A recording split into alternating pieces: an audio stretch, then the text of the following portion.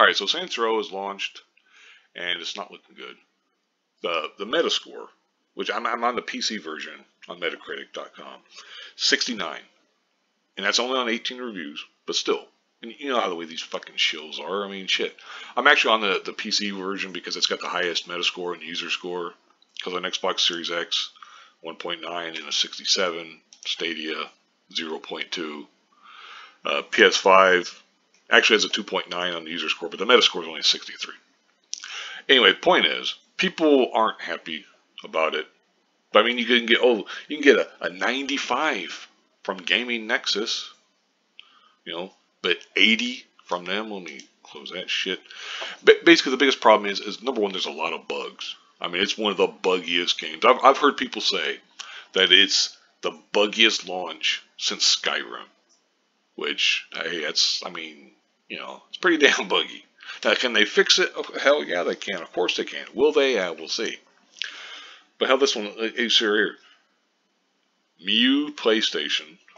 I don't know what that is, but it says, the new Saints Row is a breath of fresh air for a franchise that really needed it. A 75. Which okay, that's fine. But it just goes Softopedia, trusted reviews, right? Who are these people? VGC gave it a 40. Video Games Chronicle. It's a below average open world game.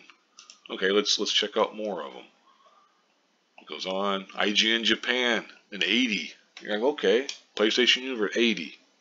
Gaming Bolt. Some of these places, hell, most of these places you probably never heard of.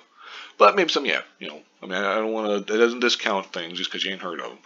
IGN Italia, PlayStation Lifestyle. We start getting lower. Deserto, a 70. I'll get to them in a second. Push Square, 70, on and on. Here's some of the user scores for like the PS5 version. I just picked that because it's had the highest. Litany of bugs and terrible humor.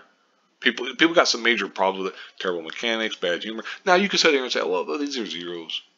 This person here is complaining about it being woke. And it is. I mean, let's be honest. I mean, hell, got a story here from like Deserto. Saints Row players hit out at devs for removing the Rim Jobs garage. If you're not familiar, Rim Jobs was the place where you would basically get your vehicles, you could upgrade them, customize them, so on and such forth. They changed it from Rim Jobs to Gem Robs. What the fuck? Here's Sophia Norwitz complaining about it. The most confusing thing about Saints Row is the removal of Rim Jobs. And they clearly did it to update it.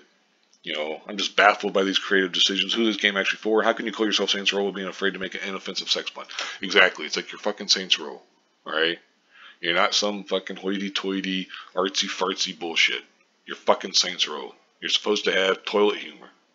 Now, you can sit there and say, well, yeah, but we don't need to do that. But it's like Rim Job's been in all the games. How is that offensive? But anyway, some more people go on. Then they also remove Freckle Bitches, which is a fast food place, kind of like a McDonald's, basically. Now it's just FB. It goes on and on. Only good thing that might come from this dumpster fire of a game is that GTA 6 might reverse course in the woke version of GTA. Probably won't happen. I can almost guarantee you that it won't. It's ridiculous. The game just does not seem. I mean, you start going on and on.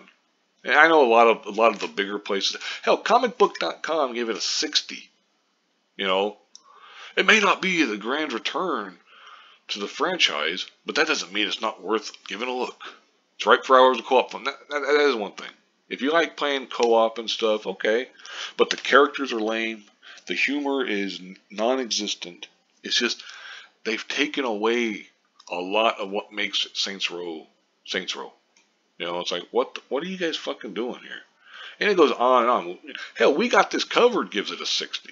And it's just, like I said, it keeps going. IGN Portugal only gives it a 50. Which is always kind of weird when IGN Italia, gives it this. IGN Japan gave it an 80, but the Portugal people only give it a 50. XGN, Video Gamer, Games Hub. And there's that one from BGC.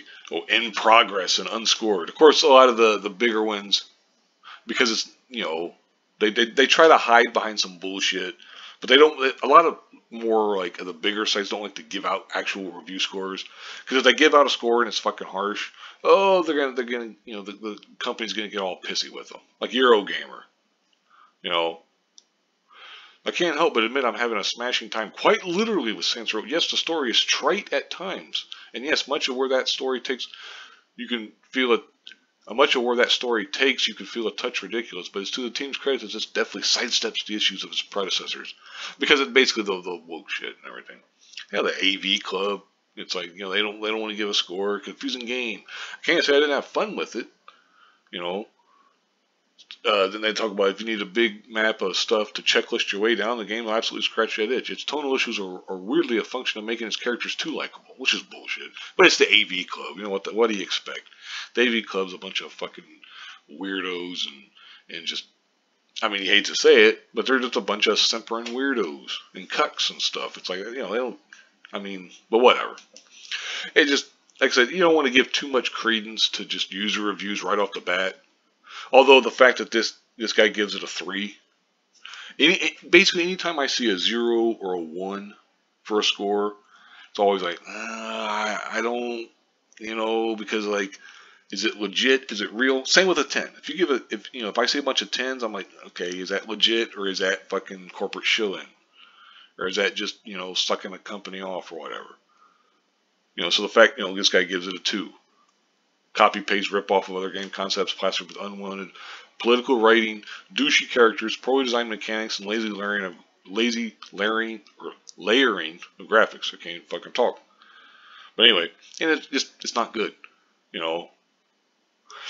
This guy touches on the graphics. Now I will say the aiming is a hassle plus inconsistent auto aim mechanic. Yeah, I'm not a fan. Not a fan of that. But whatever. Hell, I've already gone 7 minutes. Shit, I didn't mean to go this long with it. But anyway, it's just that fucking shit out there. It's not good. It's just not good. I mean, hell, we can go through the Xbox Series X real quick. Game Informer with an 85. There we go. Yeah, you guys get your check in the mail. Well, what am I saying? They don't give out checks anymore. But whatever, Shaq News was a 70. Xbox Achievements was a 60. Stevior, I don't really know that, but whatever. It's like Destructoid with an 80. But hell, then if you look at it, I didn't really know how I felt about Saints Row until I hit the open world segment. Its current team showed me what it's capable of. Well, that's great. I mean, hey, if you're enjoying the game, more power to you. Me personally, it's a solid open world adventure. Okay, I mean now, I'll say this. If you're playing it co-op, I think you'll have a lot more fun. Like, playing single player, if you're playing by yourself, man, because the things are going to just get shitty. Because the characters fucking suck. They're not funny, they're not likable, they're just, It's like, is this a mediocre story? Laundry list of bugs. The bugs, that sucks right now. They might change it a year from now. Do you want to wait though? I mean, shit. At that point, there are probably better games out there. Well, whatever, It just goes on and on. This is on the Xbox, so there's a lot of Xbox exclusive companies and stuff. IGN France gives us 60. And it goes on. Pure Xbox, EGM, and Stevior, a 40. It's like one of the worst urban open world games we've played in recent memory. A bland, janky, old-fashioned mess of a game that fails to deliver on the promise held by the reboot of a zany franchise. Buggy combat, boring missions, cringe-inducing dialogue, or cookie-cutter side activities. Like I said though, and I'll wrap this up real quick. I'll quit going on the rant stuff. But if you're playing this co-op, I think you could have a lot more fun because like you and your friend would just be, I mean, assuming that you can, the bugs don't mess everything up. But then, because, you're making your own jokes and stuff, and you're laughing at the idiocy of the characters and the stupid shit they say. But if you're playing a single player, oh, man. I mean, I would not advise this. First of all, I don't want to give like a full review score because I haven't beat it or nothing like that.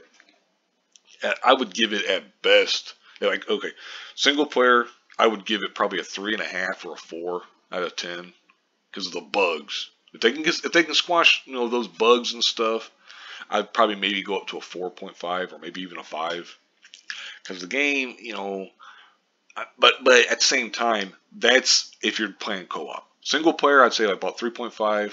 Co-op, I'd say maybe a 5. Again, if you can get the bugs squashed out of it, maybe a 5.5. You know, but it's not looking good. But anyway, I'll go ahead and wrap this up here. Thank you very much for watching, and have a good one.